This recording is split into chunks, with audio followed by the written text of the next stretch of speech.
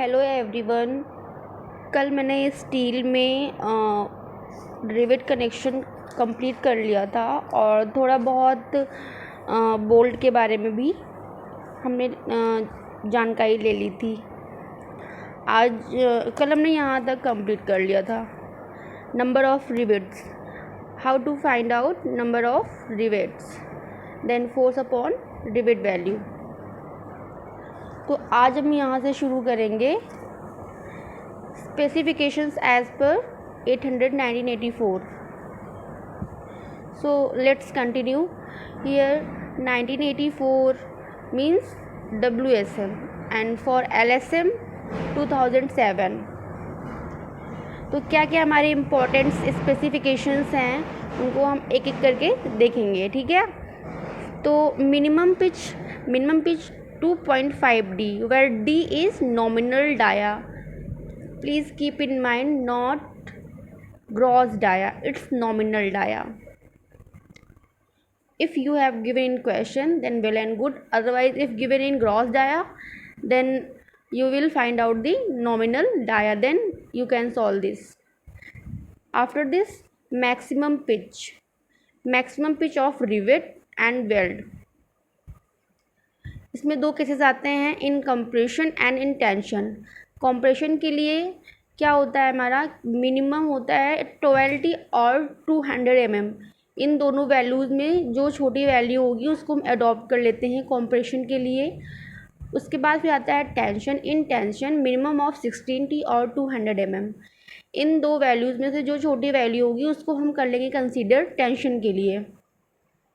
फिर उसके बाद एक आता है नोट पॉइंट। ये नोट पॉइंट क्या है, पहले इसको हम रीड करेंगे फिर समझेंगे। If the rivet are staggered and gauge distance less than 75 mm, then above recommended value in compression and tension zone for maximum pitches are increase by 50%। तो ये क्या तो इसमें क्या बोल रहा है कि जो ये स्टैगर्ड और गेज डिस्टेंस है, अगर वो लेस दैन 75 mm है तो जो ये गिवन वैल्यूज़ हैं एबव उनको हम इंक्रीज़ कर देंगे कंप्रेशन और टेंशन मेंबर के लिए 50% से। तो जब इस वैल्यू को हम इंक्रीज़ करेंगे 12 और 200 को, तो ये हो जाएगा फॉर कंप्रेशन 18T और 300 mm। इन दोनों में से जो सबसे कम वैल्यू होगी उसको हम एडॉप्ट कर लेंगे। सेकेंड, फॉर टेंशन इस वैल्यू का 50% हम लेकर के टेंशन के लिए वैल्यू फाइंड आउट कर लेंगे, जैसे 24T और 300 mm मिनिमम ऑफ 2।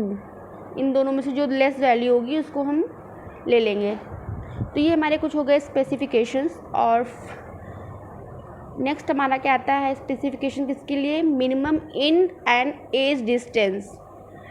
क्या होता है इन डिस्टेंस, क्या होता है एज डिस्टेंस, इसको मैंने प्रीवियस लेक्चर में अच्छे से डिटेल में आपको बता रखा है। अगर आपको फिर से इसको देखना है तो then you will check again, okay. And इसका स्पेसिफिकेशन क्या है कि 1.5 इंटू ग्रॉस डाया, वहाँ पे क्या था नॉमिनल डाया, यहाँ पे क्या है gross dia of rivet for machine cut means power cut, and 1.7 into gross dia of rivet for hand driven और manual। एक बार इसको आप देख लीजिए, ठीक। The next is tack rivet. Tack rivet पहले हम इसको रीड करते हैं, फिर मैं आपको इसके बारे में बताती हूँ, ठीक है। टैक रिवेट्स क्या बोलता है कि use to make the structural component as a single unit is a key point of tech rivets. ये बोल रहा है कि टैक रिवेट्स का यूज़ करते हैं दो अलग अलग स्ट्रक्चरल कंपोनेंट को ऐड करने के लिए, एक सिंगल यूनिट में कन्वर्ट करने के लिए हम टैक रिवेट्स का यूज़ करते हैं, ओके। और टैक रिवेट्स कभी भी हमको स्ट्रेंथ प्रोवाइड नहीं करती है, इसको प्लीज़ ध्यान रखिएगा कि कभी बोलेगा कि टैक रिवेट्स क्या हमको स्ट्रेंथ देता है, never. Tack rivets never give us strength, okay. It just only make a single unit by structural component, okay। Maximum pitch, ये मैक्सिमम पिच किसके लिए है? टैक रिवेट्स के लिए। When two angles section are placed back to gusset plate, ये मान लीजिए कोई एक गसेट प्लेट है ऐसे, ठीक है, और कुछ इस तरह से इसमें एंगल्स लगे हुए हैं बैक टू बैक, ठीक है ना, ऐसा बोल रहा है। तो इसमें क्या होता है कि 1000 mm for tension and greater than 600 mm for compression, जो पिच की वैल्यू होगी, ठीक है।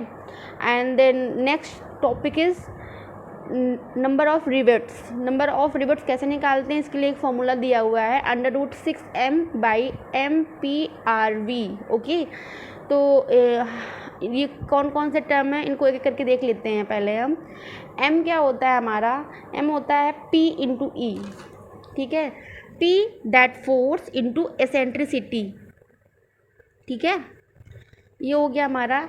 और P क्या है हमारा? पिच होता है। R क्या है? रिवेट वैल्यू होती है। M क्या होती है कि number of lines of rivets, not number of rivets, number of lines of rivets, कितनी लाइंस में रिवेट्स प्रोवाइड कर रखे गए हैं, उसी को हम बोलते हैं M यहाँ पर। फिर आता है next gauge length 5.65 √A। What is A here? A is nothing, it is a cross sectional area of specimen, ठीक है। तो ये जो फॉर्मूला दोनों दे रखा है, इनको डायरेक्टली कई बार एग्जाम में पूछा गया है, तो इनको आप अच्छे से याद कर लेना। और ये इसमें तो कभी कभी वैल्यूज़ दे देता है और नंबर ऑफ रिवेट्स की वैल्यू निकालने के लिए बोल देता है, ठीक है। तो ये दोनों बहुत ही इम्पॉर्टेंट्स हैं। नेक्स्ट क्या आता है कि bolted connection. A bolt is metal pin with head at one end and a shank threaded at the another end to receive a nut. जैसे कि ये हमारा क्या है, एक बोल्ट है, ठीक है, और ये इसका हेड हो गया, सॉरी ये इसका शैंक हो गया हमारा, और ये जो इसमें थ्रेड बने हुए हैं ऐसे देख, ये जो बने ये थ्रेड हो गया, ठीक है, तो इसको अब इसका हेड बोल देते हैं, ठीक है। तो वैसे देखिए ये इसका हेड हो जा रहा है, ये इसका शैंक हो जा रहा है, और इसका थ्रेडेड पोर्शन हो जा रहा है। थ्रेडेड पोर्शन किसके लिए बनाया जाता है कि रिसीव करने के लिए नट को। नट कैसा होता है हमारा? कुछ ऐसे इस शेप में होता है ना, तो ये हमारा हो जाता है बोल्टेड कनेक्शन, ठीक। उसके बाद आता है टाइप्स ऑफ बोल्ट्स। कितने टाइप्स के बोल्ट्स होते हैं हमारे, तो इसको हम देख लेते हैं कितने टाइप्स के हमारे बोल्ट्स होते हैं, ठीक। तो ब्लैक बोल्ट्स और ऑर्डिनरी बोल्ट्स और अनफिनिश्ड बोल्ट, ये तीनों एक ही बोल्ट्स के नेम हैं। उसके बाद आता है सेकंड नंबर टर्न बोल्ट और no slip condition. Third one is high strength bolts. अब इनको एक एक हम डेफिनेशन के थ्रू पहले आपको बताती हूँ, ठीक है। जैसे कि ये टर्न बोल्ट, और फर्स्ट तो हमारा है ब्लैक बोल्ट। ब्लैक बोल्ट को ऑर्डिनरी बोल्ट मैंने बताया बोल देते हैं। It is least expensive bolts use for light structure. ये लाइट स्ट्रक्चर के लिए यूज होता है, हैवी स्ट्रक्चर के लिए नहीं। और जो इसमें लोड होता है वो स्टैटिक लोड होता है। तो दो चीज़ हो गया कि लाइट स्ट्रक्चर के लिए और स्टैटिक लोड के लिए ब्लैक बोल्ट्स का यूज करते हैं। टर्न बोल्ट्स में क्या है कि इट है small tolerance and used in no slip condition. Here no slip condition is key point for the turn bolt, ठीक है। और mainly used machine and under dynamic loading. यहाँ पे क्या था? स्टैटिक लोडिंग, यहाँ पे है डायनामिक लोडिंग। और उसके बाद थर्ड वन आता है हमारा कि high strength bolts. Most commonly use bolts और of high strength bolt in steel structure. सबसे ज़्यादा हम ये वाला बोल्ट यूज़ करते हैं, ठीक है। तो ये कुछ हमारे टाइप्स ऑफ बोल्ट हो गए। फिर जो हमारा नेक्स्ट टॉपिक, एक बार इसको देख लीजिए आप अच्छे से। इसके बाद जो मेरा नेक्स्ट टॉपिक आता है वो है टाइप्स ऑफ बोल्टेड जॉइंट। अब यहाँ पे क्या है कि आपको ये दिखाई नहीं पड़ रहा होगा, बट मैं रीड कर दे रही हूँ कि ये है टाइप्स ऑफ बोल्टेड जॉइंट। तो इसके दो टाइप्स हैं, एक होता है लैप जॉइंट, एक होता है बट जॉइंट। एक एक करके हम दोनों को देखेंगे। फर्स्ट क्या है? Lap joint. अब लैप जॉइंट क्या होता है? लैप का मतलब होता है ही लैप, ओके, मीन्स ये वन मेंबर है, ये अनदर मेंबर है। जब हम दोनों मेंबर को एक दूसरे के ऊपर रख के इस तरीके से कवर प्लेट लगा करके इनको रिवेट के थ्रू या फिर हम इनको बोल्ट के थ्रू ऐसे कनेक्ट करते हैं तो उसे हम बोल देते हैं लैप ज्वाइंट। ओके, बिकॉज ये लैपिंग ना, like this one member is another over another. Okay, like this, so it is known as lapping. Clear हो गया होगा आपको। उसके बाद बोल रहा है next butt joint. Butt joint में क्या होता है कि जो दोनों मेंबर्स होते हैं उनको हम फेस टू फेस और एंड टू एंड इस तरीके से रख करके कवर प्लेट लगा देते हैं इनके ऊपर और नीचे, ठीक है। उसके बाद इनको हम बोल्ट या फिर रिवेट के थ्रू एक दूसरे से कनेक्ट कर देते हैं, ठीक है।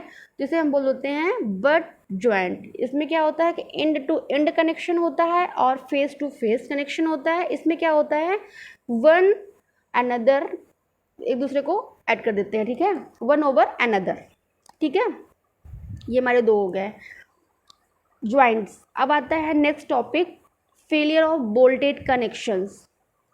कौन कौन से हमारे फेलियर हैं बोल्ट के लिए, तो सारी चीज़ें सिमिलर हैं एज रिवेट की तरीके से। जैसे रिवेट में जितने भी फेलियर्स थे हमारे, shear failure, bearing failure and tension failure, ठीक है। तो shear failure of bolts and shear failure of plates, फिर नेक्स्ट है बियरिंग फेलियर ऑफ बोल्ट्स, फिर है bearing failure of plates. Okay, tension failure of plates as well as bolts. ये हमारे कुछ फेलियर्स हो गए। एक फेलियर हमारा लास्ट होता है ब्लॉक शेयर फेलियर, ठीक है। तो इसमें क्या है कि it's minimum of strength due to both two, first one is shear yield, मतलब इन दोनों का कॉम्बिनेशन जो है shear yield plus tension rupture, और नेक्स्ट क्या है shear rupture plus tension yielding. इसमें क्या हमको देखना है, क्या इम्पोर्टेंट है, जो हमारा रप्चर होता है वो गवर्न करता है नेट एरिया को, ठीक है। नेट एरिया के थ्रू गवर्न होता है रप्चर, और जो इसमें फैक्टर ऑफ सेफ्टी होती है उसको हम लेते हैं 1.25, और ये नेट एरिया के लिए मैंने आपको बताया। फिर share rupture plus tension yielding, यहाँ पे यील्डिंग आ रही है तो यील्डिंग जो होता है वो ग्रॉस एरिया के लिए गवर्न होता है, और इसमें फैक्टर ऑफ सेफ्टी जो होती है 1.1 होती है, ठीक है।